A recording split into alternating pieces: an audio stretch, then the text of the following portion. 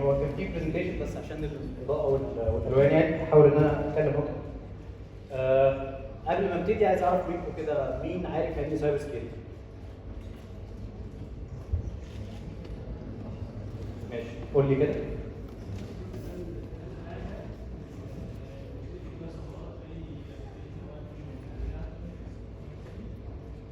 ماشي.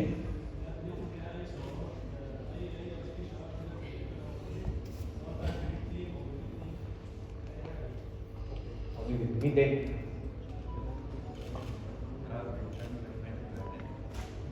كان بحماية البيانات عن طريق حاجات زي الفاير. ماشي كويس. حد عنده اي اجابه ثانيه؟ طيب خلونا كده نبتدي، وخلال الكلام اللي هنتكلم فيه مع بعض هنعرف اذا كان الكلام ده اكيوريت لانهي يعني لانهي حد او لانهي ليفل. طيب في الاول انا اسمي عبد الرحمن بكري، متخرج من هندسه اسكندريه 2017 كمبيوتر كوميونيكيشن انجينيرنج، وبعدها اشتغلت نتوركس انجينير شويه، وقبل النتوركس انجينير كنت تي اي معيد في الكليه، وبعد كده اشتغلت نتوركس انجينير ثم دخلت اي بي اي سايبر سكيورتي. بعد كده اتخرجت واشتغلت في كذا مكان يعني ما بين انفورميشن سكيورتي وما بين ديجيتال فورنسكس وما بين جي ار سي كذا بروفايل سكيورتي. هنعرف كل الكلام ده قدام التوب. طيب ماشي، ده اللي هنتكلم فيه النهارده، يعني ايه سايبر سكيورتي وليه اصلا ممكن نختار الفيلد ده، شويه بيزك كونسبتس في المجال، وايه الجوب بروفايلز عشان غالبا اغلبكم كده هيبقى قاعد مستني يشوف الشغلانات الموجوده في الفيلد ده وازاي يبتدي. هنحاول نساتسفاي ده، وان شاء الله في الاخر كده هيبقى في مجال للاسئله لو حد عايز يسال. طيب اول حاجه هنتكلم يعني ايه سايبر سكيورتي.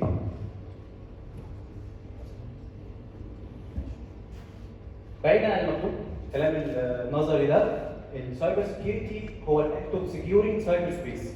يعني ايه سايبر سبيس؟ اي حاجه في الديجيتال وورلد هي حاجه within السايبر سبيس، اي كان تكنولوجي سوليوشنز، حتى من وجهه نظر ثانيه البني ادمين نفسهم موجودين كاسس، كل دول يعتبروا within السايبر سبيس، اللي هي احنا المفروض ان احنا في السايبر سكيورتي فيه معنيين ان احنا نعمل لهم ايه؟ نميك ذيم سكيورتي. طيب ليه نختار السايبر سكيورتي فيه؟ ده هيجرنا لسؤال اعمق شويه اكثر وجوديات من ده. الناس بتختار الكارير بناء عليه. انا كنت سمعت جزء من الدسكشن مع الدكتور كان الدكتور هادي صح؟ فكان جزء من الدسكشن ان احنا بنختار بناء على الاوبورتيونيتيز الموجوده، او بناء على الفيلد ده واعد الى اي مدى بعد سنه 2 3 5 هيبقى موجودين فيه وهكذا. طيب تعالوا كده ندسكفر مع بعض الاوبورتيونيتيز الموجوده وضمن السايبر سكيورتي فيلد يعني، ونشوف التراكس بتاعته الموجوده في الماركت حاليا. عشان نعمل كده خلونا نشوف مع بعض شويه ارقام تعرفنا، يعني هي الارقام اكيد مش هتبان من عندكم بس هنشوف الشكل الكيرف يعني. طيب دي كده اول حاجه الماركت استيميتس او الاستيميشن بتاعت الماركت في السايبر سكيورتي. لو بصيتوا على الكيرف هنا هتلاقوا ان هو وبين 2021 ل 2030 ده شكل الكيرف. الاكسبوننشال انكريز هنا اكسبوننشال انكريز في السايز بتاع الماركت كاستيميتس، واكشولي الستاتستكس دي يعني في السنين اللي فاتت كانت كلها ماشيه بنفس الشكل. طيب لو حد بيتارجت كارير معين او وظيفه معين او جوب مهندس مدني،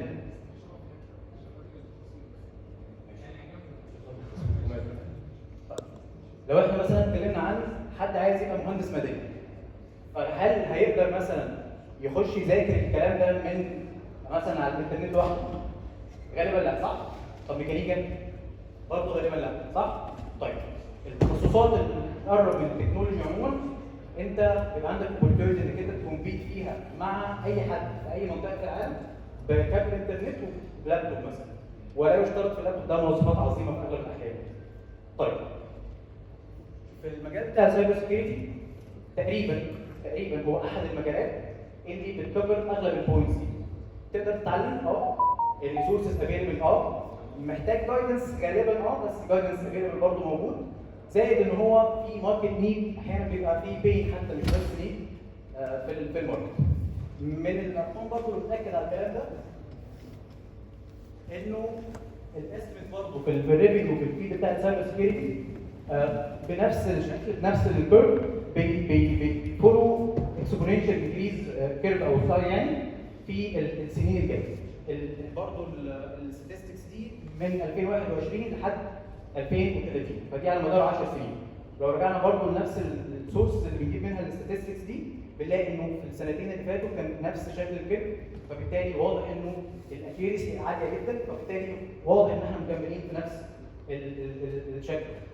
طيب ده كده بشكل مبسط برضه واحده من الستاتستكس عن اشكال السايبر كرايمز اللي هي بتخلي في نيد اكتر في الماركت لناس شغالين في السايبر سكيورتي. طبعا الارقام مش هتبان من هنا ويعني مش هنقدر نتكلم في ارقام، بس الشكل الكيرف لوحده مبين حاجات كتير جدا. هنلاحظ بس حاجه ان هو مختلف شويه مش اكسبوننشال عشان اشكال او انواع الاتاكس بتختلف.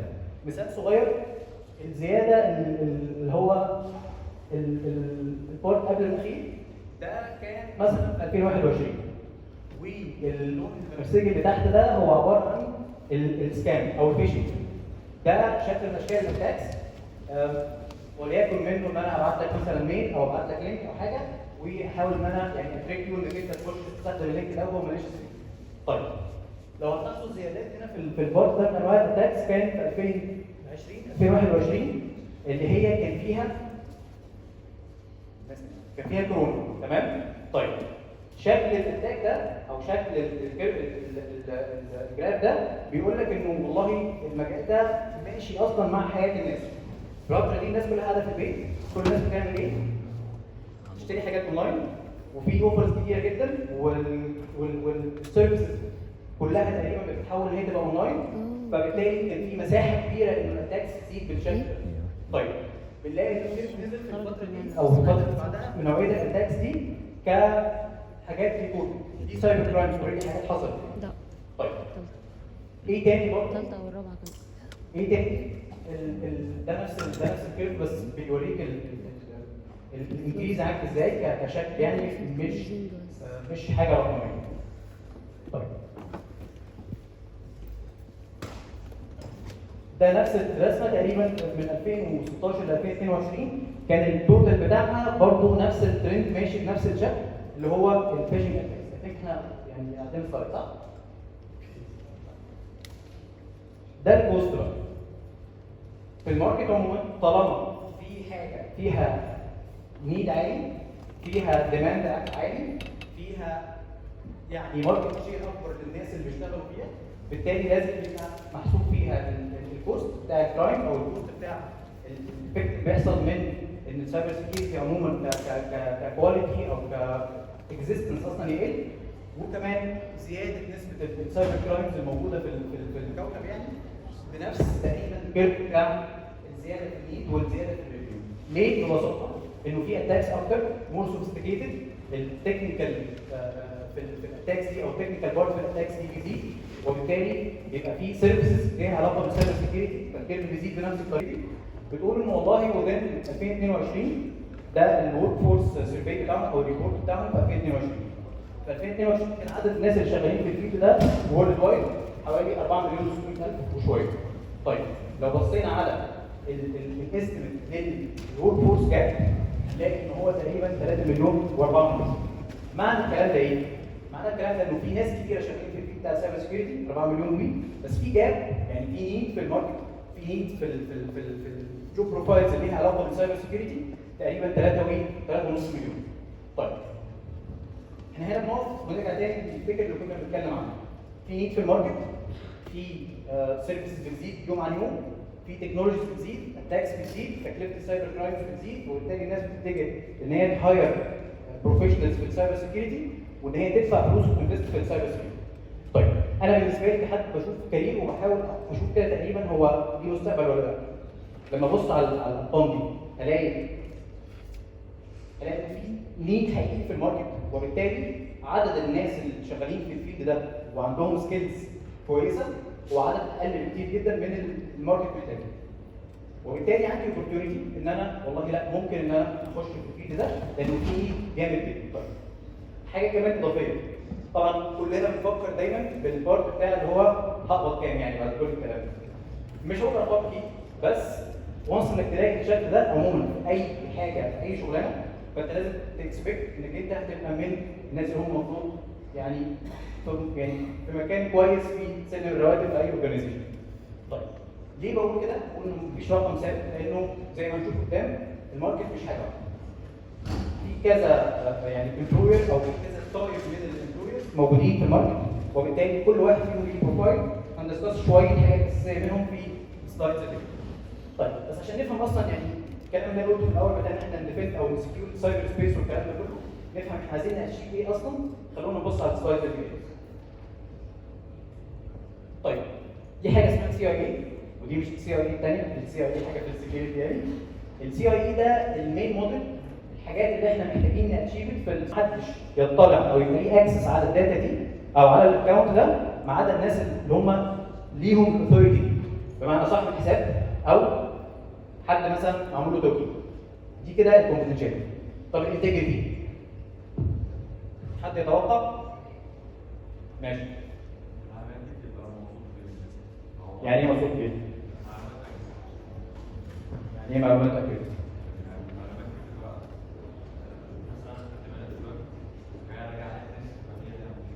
عظيم. ده كلام سليم جدا، انه ما يحصلش ايديت من حد مش اوثرايز. يعني ما اصحاش الصبح الاقي في ترانزاكشن اتعملت مش انا عاملها. تمام كده؟ طيب الحاجه الثالثه الافيلابيلتي. الافيلابيلتي اللي هي ان السيستم اصلا نفسه او الداتا تبقى متاحه للناس الاوثرايز. مثال صغير، لو انا جيت عايز احقق بقى الكونفدينشاليتي والانتجريتي، تمام؟ عايز احقق الكونفدينشاليتي والانتجريتي مثلا على الاكونت بتاعي، فاقول ان انا هحط الباسورد مثلا مينيمم لينث 50 كاركتر، ولازم نحط تايم كمان كونسترين نخلي ال 50 كاركتر دول يتاخدوا كانبوت في 10 ثواني. انا غالبا كده بعمل ايه؟ ده صعب جدا ان حد ياكسس السيستم نفسه، صح؟ فانا هنا بضرب مين؟ بضرب الافيلابيلتي. البوينت في السكيورتي انك انت بتدور على الاوبتيمم بوينت ما بين الثلاث حاجات دول.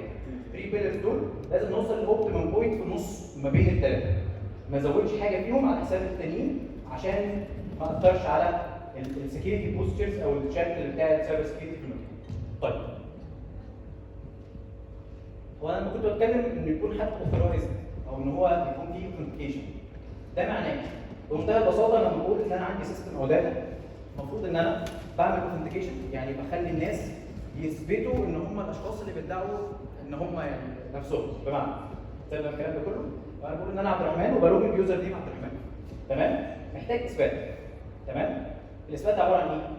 قد يكون يوزر نيم باسورد، حطيت اليوزر نيم والباسورد، قد يكون او تي بي، قد يكون بصمه، اي حاجه من الاشكال اللي انا اوثنتيكيت بيها وبثبت ان انا الشخص اللي انا بدعي ان هو انا.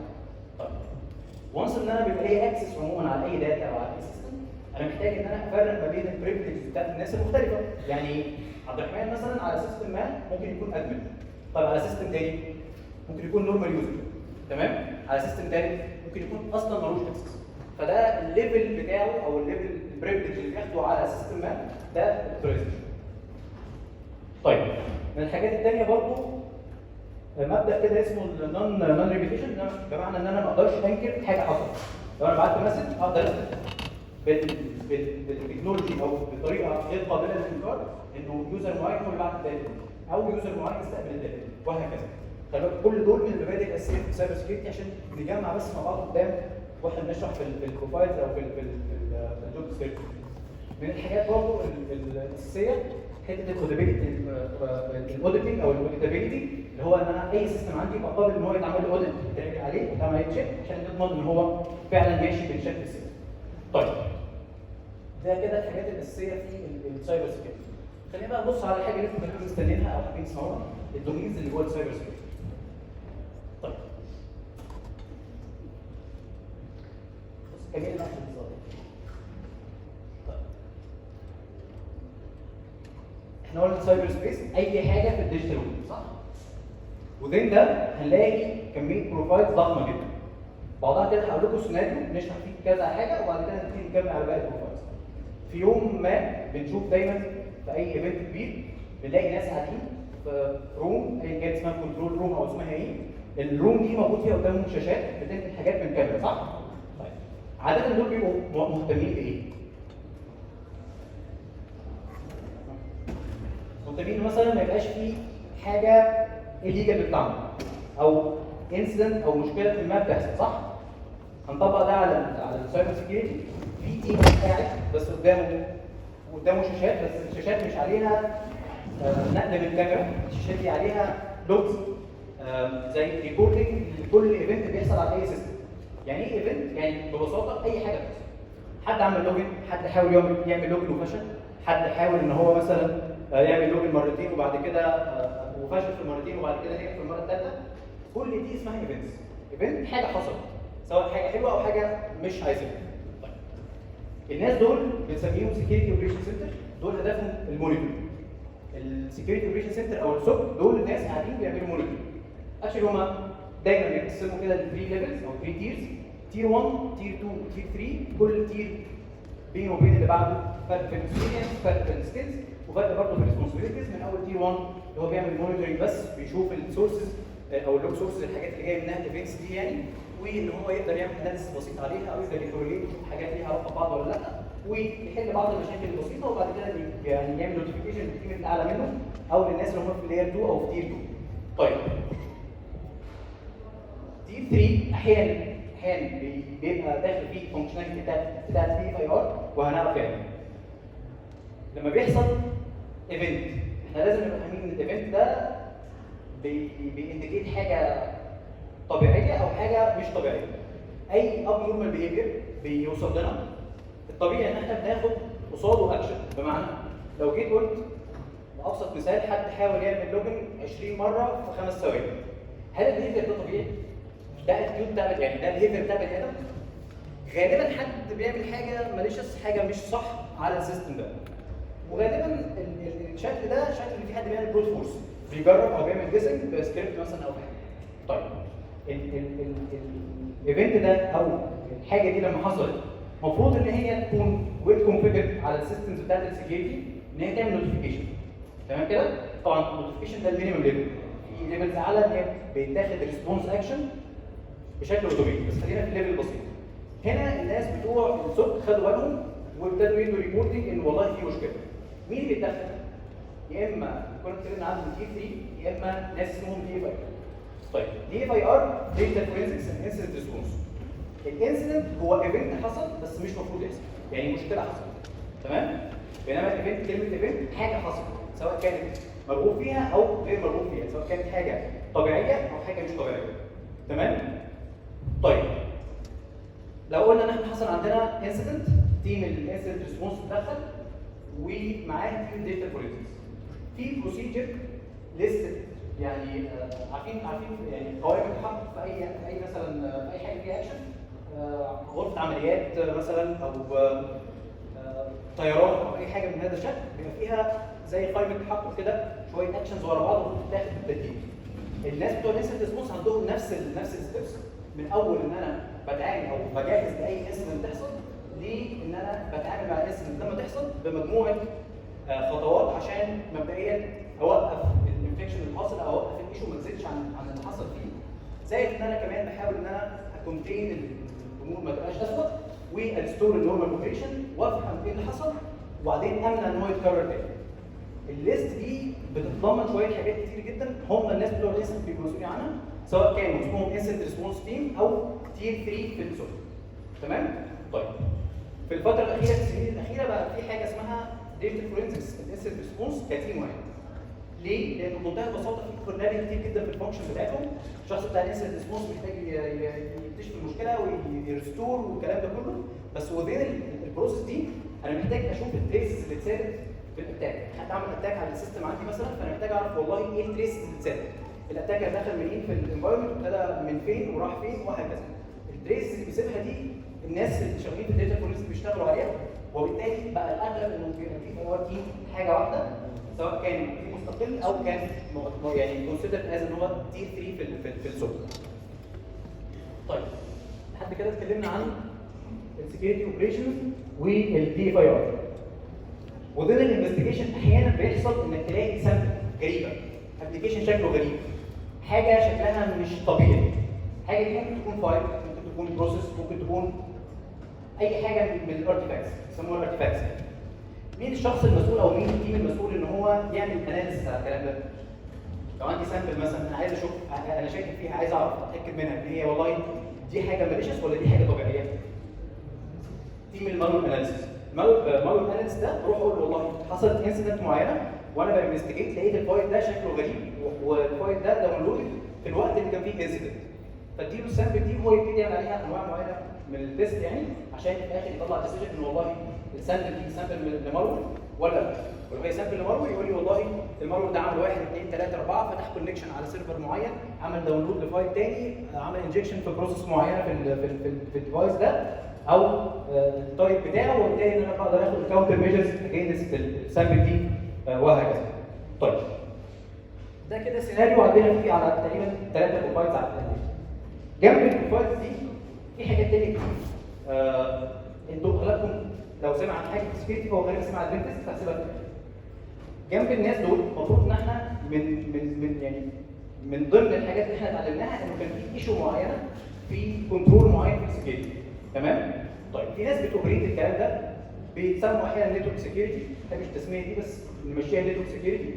دول الناس اللي هم مسؤولين عن الادمنستريشن للسكيورتي كنترولز او النتورك سكيورتي كنترولز، فاير وولز، اي بي اس، اي اس، الحاجات دي اللي هي المفروض ان هي بتحسن او تنهانس السكيورتي بوستشرز في المكان، وبالتالي هم اللي بيبقوا المفروض مسؤولين عن المانجمنت وعن الادمنستريشن.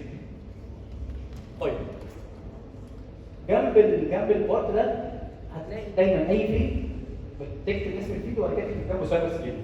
بمعنى الناس اللي شغالين مثلا في الاندستريال كنترول او في الاندستري عموما، الحاجات الاندستريال اللي هي مثلا الاي سي اس والسكادا سيستمز والاو دي عموما كبرانش. انتوا عارفين او دي صح؟ اوكي، احنا عندنا في الحقيقه عموما حاجتين، اي تي واو دي. بنبص على التكنولوجي، الاي تي اللي احنا شغالين فيها كلنا عموما، الاو تي البارت اللي ليه علاقه بالحاجات الاندستريال وهذا الاتجاه كله. السيستمز الموجوده مثلا في المفاعلات النوويه، موجوده في المصانع، موجوده في مثلا شركات او يعني محطات الكهرباء وكلام، كل ده بيعتبر او تي بارت، اوبريشنال تكنولوجي مش اي تي. الناس دول برضه ليهم بارت ليه علاقه بالسايبر سكيورتي، اللي هو مثلا ممكن نقرب ان هو او تي سكيورتي او اي سي اس سكيورتي. نفس الكلام في التليكوم، لانه في التليكوم حد هنا باك جراوند اتصالات؟ ماشي. في المجال بتاع الاتصالات عموما النتورك بتاعت الموبايل ليها اركتكتشر مختلف عن النتوركس العاديه، وليها بوردرز مختلفه للترافيك اللي طالع كداتا او كفون كولز، ليها بروتوكولز خاصه بيها، وبالتالي في اتاكس كتيره جدا بتحصل عليها، وبالتالي برضه بيبقى في بارت معني بالسكيورتي بتاعت الاركتكتشرز دي كلها او النتوركس دي والبروتوكولز اللي شغالين عليها. نفس الكلام ينطبق على الاي تي، ونفس الكلام ينطبق على اي حاجه تقريبا هنعدي عليها. الكلاود كترند حاجه من الحاجات ترندنج جدا في الفتره الاخيره او السنين الاخيره الناس كلها بتحاول تطلع للكلاود، فبرضه في بارت ضخم جدا ليه علاقه بالكلاود يعني ترند في السنين الحاليه. طيب مكتوب ابلكيشن سكيورتي، ودي غالبا بيتكتب الكلمه دي كبنتست. مجال البنتست بمنتهى البساطه هو شغال على كل حاجه، بمعنى ان في ابلكيشن بنتريشن تيستنج، والابلكيشن دي ايا كانت سواء كانت ويب موبايل او ايا كان. مجال النتورك فيه بنتريشن تيستنج، مجال التليكوم فيه بنتست، كل حاجه فيها بنتريشن تيستنج. يعني ايه بنتريشن تيستنج؟ هو انا في الوضع الطبيعي، في الحاله الطبيعيه، انا متوقع ان السيستم بتاعي هيبقى ليه بيهيفير معين اجينست اي اتاك او اجينست اي ايشو. تمام؟ البنتريشن تيستنج ده ما هو الا محاكاه او سيميوليشن، بقول والله لو على ارض الواقع حصل لي اتاك السيستم ده هيرياكت ازاي، وبناء على الرياكشن ده انا هشوف ايه الجابس او السكيورتي جابس الايشوز اللي بناء عليها انا هبتدي ان انا اصلح في السيستم او اعمل ايديت فيه او احسن في السيستم ده. طيب البنتريشن تيستر بيشتغل كانه اتاك لحد ما يوصل لنقطه معينه، الاتاكر لما بيوصل لها بيضر السيستم، البنتستر بيقف عند النقطه دي ويقول والله هعمل ريبورت في المشاكل دي وابروف ان المشاكل دي موجوده. وده الفرق بين حد بيكسبلويت بيضرب السيستم في الفولنربيلتيز اللي بيلاقيها، وبين حد تاني بيريبورت عشان تبقى بتصلح. وده برضه احيانا دايما يبقى له فرق بين الهاكر والشخص بتاع السكيورتي، وده لحد ما في اكتيفيتي ليفل يعني مناسب جدا. طيب في وسط كلامنا احنا اتكلمنا عن الهيومن فاكتور واتكلمنا عن التكنولوجي فاكتور، صح؟ في فاكتور ثالث مهم جدا جدا جدا محدش بياخد باله منه، البارت بتاع البروسيس. واحنا بنيفالويت او بناسس او بنبيلد حتى سكيورتي سيستم بنبص على الثلاث حاجات دول، البني ادمين، بيبل، تكنولوجي، بروسيس. احيانا بيزودوا لها استراتيجي، بس خلينا نتكلم في المين 3 دول. التكنولوجيز عارفينها والبيبل عارفينهم اللي هو بني ادمين، وهم غالبا يعني بالمناسبه السبب الاكبر في الاتاكس انه بيبقى في حد عمل اكشن مش صح، سواء كان ان اوير او شخص مش كواليفايد ان هو يتعامل مع التكنولوجي، او حتى شخص مش متخصص وتعامل مع اتاك معين او مع مثلا فيشنج كامبين او حاجه بشكل غلط، او حتى كان شخص كواليفايد وسكيل بس غلط وهو بيعمل كونفيجريشن مثلا للفاير وول، وبالتالي في ترافيك معين عدى ما كانش المفروض ان الترافيك ده يعدي. طيب دول بقى الناس بتوع الجي ار سي ان هم او جزء من دورهم ان هم يلينكوا الثلاثه دول ببعض. يعني ايه جي ار سي؟ جي ار سي الجي ستاند فور جفرنس، الار فور ريسك مانجمنت، والسي فور كومبلاينس. يعني ايه الكلام ده كله؟ الجفرنس انا عايز ابقى واقف عندي فيجن للسيستمز بتاعتي كلها، عندي فيجن للريليشنز بين البني ادمين وبعض، بين التكنولوجيز وبعض، وبين البني ادمين والتكنولوجي، لانه في اخر التكنولوجي لو عندي احسن تكنولوجي في الدنيا وعندي احسن تيم في الدنيا بس ما عنديش بروسيس بتقول ان انا المفروض اعمل برزنتيشن تيستنج مثلا كل 3 شهور، فاكشولي ما حدش هيعمل برزنتيشن تيستنج. اللي بيلينك الحاجات ببعضها واللي بيلينك تكنولوجيز ببعض والبني ادمين ببعض هو البارت بتاع البروسيس. وده جزئيا دور الجفرنس، بوليسيز وبروسيجرز ورولز بنمشي عليها عشان نكيب الاورجنايزيشن او السيستمز عموما سكيور. طيب البارت الثاني ريسك مانجمنت. انا عندي اي ايشو في السكيورتي عموما هي بتريز ريسك عليا، فانا دوري ان انا امانج الريسك. امانج الريسك ممكن اكون باكسبت واقول ان انا والله عندي ايشو صغيره بس السماعه دي مثلا بايظه، لو حصل اتاك السماعه دي هتعطل، انا عندي 3 سماعات تانيين عشان اصلح السماعه دي هدفع 3 اضعاف ثمنها. في ريسك ان السماعه تعطل بس انا باكسبت الريسك ده، فده جزء من المانجمنت. او ان انا اقلل الريسك، او ان انا اتعامل معاه بايا كان الشكل اللي هتعامل فيه معاه، بس في الاخر انا بمانج الريسك عشان يوصل لليفل اكسبتد من الخطر عليا او من الايشوز اللي ممكن تنتج عن وجود الريسك ده. ودي طبعا كلها كالكوليشنز وكلها حاجات مبنيه على ديسيجنز من الفيجن اللي عندي في البورت بتاع الجفرنس. اخر حاجه الكومبلاينس سي. الكومبلاينس ده اللي هو عباره عن الامتثال. يعني انا عندي في كل بلد، في كل اورجانيزيشن، في كل سيكتور في مجموعه من الرولز كده، فجاه في حاجه بتتغير في الكليه ويقول لك والله الكليه بتاخد الايزو السنه دي، صح؟ يقولوا بقى انهانسوا البروسيس وفيهم على الورق وحاجات غريبه كده. تو بي كومبلاينت مع اي ستاندرد انك انت تفولو الانستراكشنز او الريكوايرمنتس بتاعت الستاندرد. ايه اهميتها؟ اهميتها انه في سيكتورز معينه او في بزنس معين قائم على انك تبقى كومبلاينت مع ستاندردز معينه. مثال صغير، اي حاجه فيها بيبل كارد بتبقى مطلوب فيها سيرتيفيكتس معينه، مثلا حاجه اسمها PCI-DSS. لو انت شركه مثلا فينتك، مثلا تعرف ايه فينتك؟ فاينانشال تكنولوجي، يعني مثلا امان، مش عايز اقول اسامي بس البارت ده اللي هي فاينانشال تكنولوجي كومبانيز او ستارت ابس او اي كان اسمها، دول مثلا لو بيتعاملوا مع بيمنت او فيها بيمنت او فيها كاردز يعني بيمنت، لازم يبقوا مثلا سيرتيفايد PCI-DSS دي اسم السيرتيفيكت. طيب لو انا مش سيرتيفايد PCI-DSS ايه اللي هيحصل؟ الاوبريشن بتاعتي هتشت داون يعني بمنتهى البساطه. تمام؟ طيب مين بقى الناس المسؤولين عن الكومبلاينس ده؟ ان هم ينفذوا الريكوايرمنتس دي وان هم يريزوا فلاجز وانس ان في ريكوايرمنت فيها ايشو، الناس بتوع الجي ار سي. تمام؟ طيب حتى الان حد عنده اي مشكله؟ طيب ممكن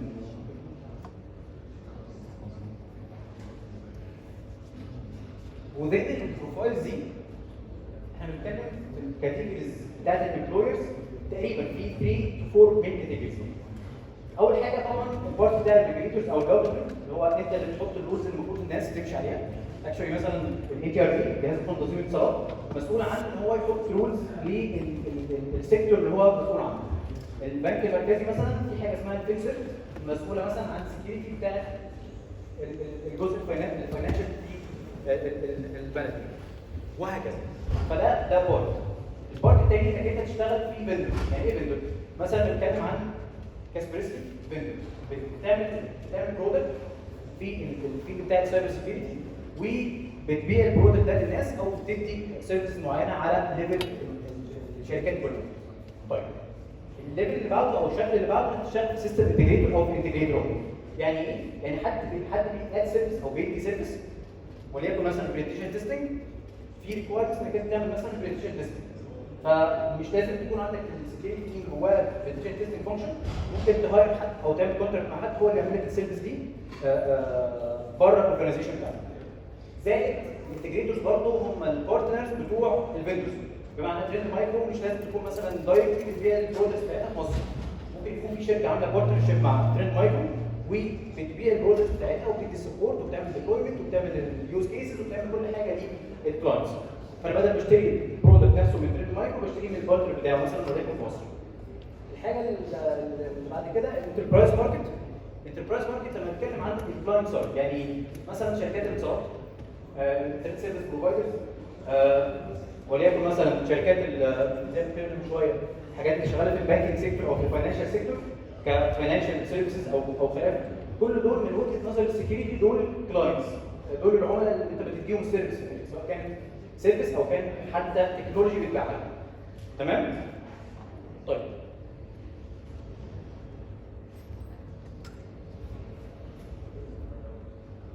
الاسامي البروفايلز بتاعت الناس او اسامي الشغلانات نفسها مش اهم حاجه في الدنيا.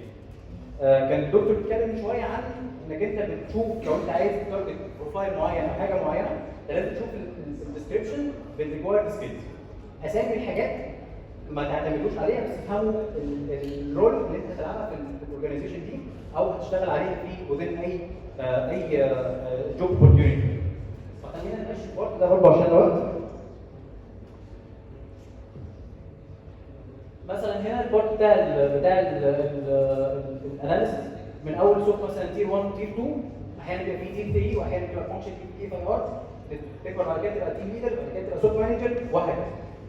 كل تراك بيبقى فيه يعني تطور طبيعي للاكسبيرينس بتاعتك وسنين الخبره والسكيلز اللي عندك، سواء بشكل ستراكشر يعني مثلا جونيور سينيور وهكذا او بمسمى مختلف زي تير 1 تير 2 تير 3 حسب التراك اللي انت ماشي فيه او البروفايل اللي انت مكمل فيه. كملت لحد ما اقول نفس الكلام في الادمنستريشن في السكيورتي انجينيرز، كل دول مسميات في الاخر ما هياش ستاندرد.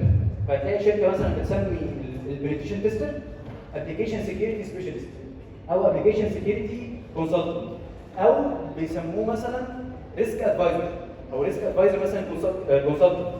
ليه؟ كل مسمى ليه فلسفه بقى وفي حاجات احيانا مش فيها اي فلسفه الصراحه بس بيسموها كده خالص. فالمهم انك تبقى فاهم انت في انهي تراك، ايه السكيلز اللي انت عندك وايه السكيلز اللي انت محتاج تخليها عندك اكتر من كده وهكذا.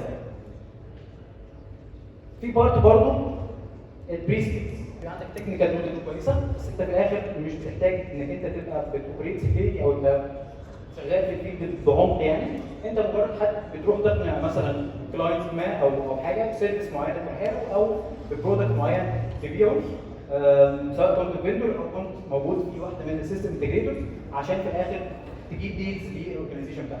ده بيحتاج ليفل من السكيلز في النون تكنيكال طبعا ضخم جدا، بس كمان في البارت التكنيكال بتحتاج انك انت تعمل بروف كونسبت مثلا في وقت ما، انك تثبت للكلاينت اللي انت رايح تبيع له السوليوشن ده ان والله السوليوشن ده فعلا هيفيدك وتعالى ندسكس التكنيكال وايز يعني وهقنعك.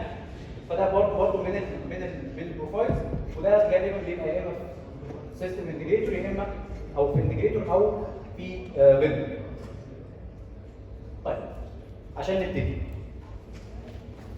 نبتدي في الفيديو بتاع السايبر سيكيورتي مالناش دعوه بالكلام المكتوب ده خالص.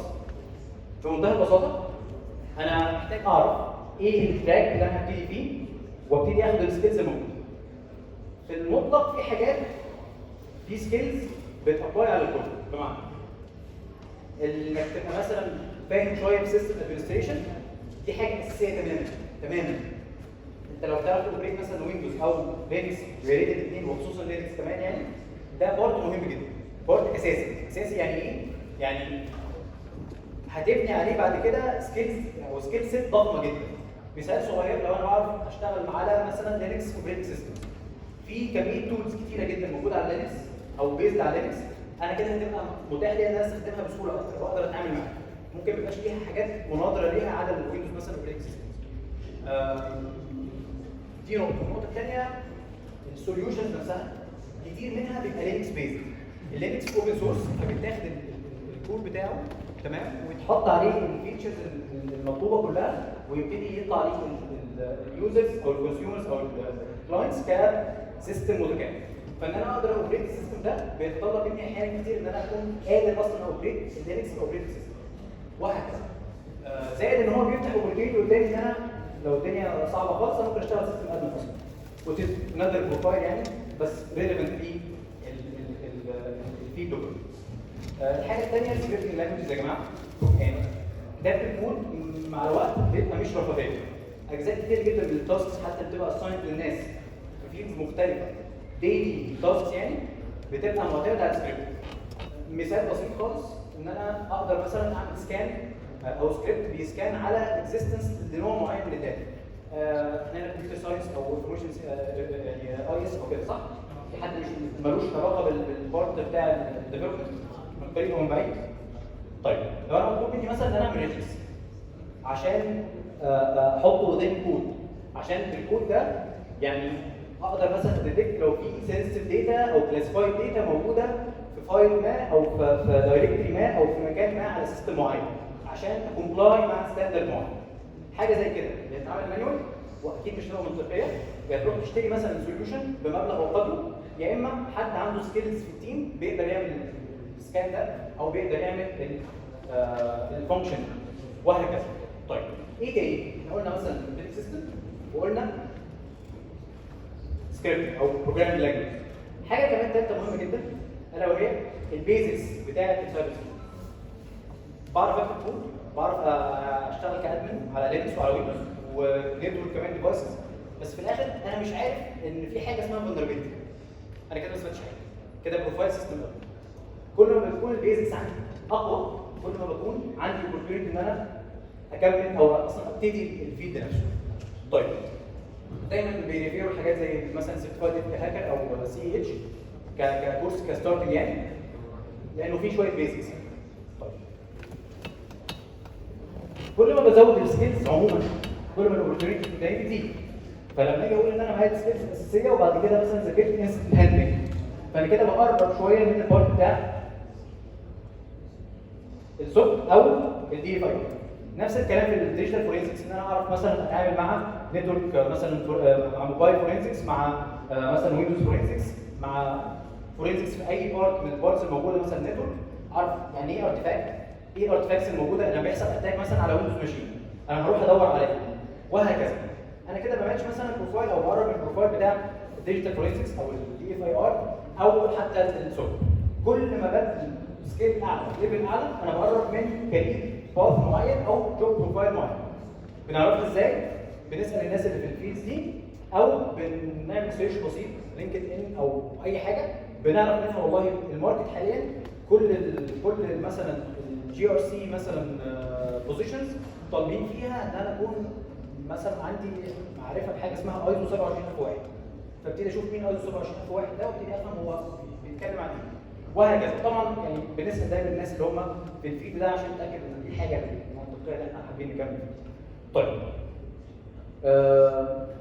بنبتدي ازاي او بنحاول بقى ننقل الكلام ده من النظري العملي ازاي؟ بحاجات كتيره ان احنا ناخد السيرتيفيكتس دي او يعني اي سيرتيفيكت في الفيلد بتاعنا ونلاقيها برضه في الديسكربشن او في الريكوايرمنتس حسب التراك اللي احنا شغالين فيه، او بنبتدي نترين نفسنا شويه. طبعا عارف ان السيرتيفيكتس حاليا بتبقى اسعارها مرعبه شويه، فاحنا بناخد الكونتنت بتاعها ونقدر ان احنا نفهم الكونتنت ده بيتكلم على ايه، ومن خلاله نقدر ان احنا مش لازم ناخد السيرتيفيكت بس لسه عندنا السكيلز نفسها او النولج الموجوده في السيرتيفيكتس. زائد الحاجات الاونلاين كتيره جدا يعني تراي هاك مي، روت مي، كبلاتفورمز يعني كلها بتديك سيميليشن سواء في البرو تيمينج او في الريد تيمينج، البارت بتاع الاتاك او البارت بتاع الديفنس. زائد بقى الحاجه اللي هي دايما انا بصنفها كرفاهيه صراحه ما بحبهاش على الناس كلها بتحبها، اللي هي التشالنجز يعني عموما هي يعني الامر اشبه برفاهيه شويه في البارت بتاع السكيورتي او في التعليم. هي بتبقى سيناريو بيزد او ممكن يبقى فيها يعني فرايتيز كتيره جدا، بس انا ما بشوفش ان ده يعني انديكيتور كامل للليفل من السكيلز الموجوده عند البني ادم. هي مجرد تشالنجز كده، حاجه بتسلي فيها نفسك يعني لو انت فعلا في مجال ما او بتقرب. طيب انا كده تقريبا يعني قلت الكونتنت اللي عندي عشان بس الوقت ليميتد جدا. حد عنده سؤال؟